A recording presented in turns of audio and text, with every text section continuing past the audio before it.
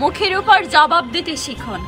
নিজের ভিতরে একটা তেজ রাখুন, যে তেজটা হবে আপনার আত্মবিশ্বাসের সহায়ক। সেই তেজটা হবে আপনার ব্রহ্মাস্ত্র। সবাইকে বুঝিয়ে দিন যে আপনি নরম কিন্তু সস্তা নয়।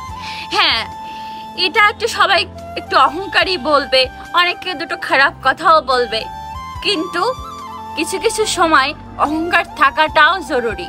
কারণ আপনি যত নরম হবেন তত মানুষ আপনাকে দুর্বল ভাববে। গোলাপ দেখতে সুন্দর, কিন্তু গোলাপের গায়ে কিন্তু কাঁটা আছে। তাই বলে কি গোলাপ অহংকারী? তাই বলে কি গোলাপের গৌরব বেশি? না। তাই বলে কি গোলাপের সৌন্দর্য এতটুকুও কম? না। গোলাপ পছন্দ করে এমন মানুষ খুব কমই আছে, কিন্তু গোলাপ অহংকারী। গোলাপ তুলতে গেলে হাতে কাটা অবশ্যই ফুটবে। তেমনি নিজেকেও তৈরি করে নিন, যাতে কেউ আপনাকে দুর্বল ভাবতে না পারে।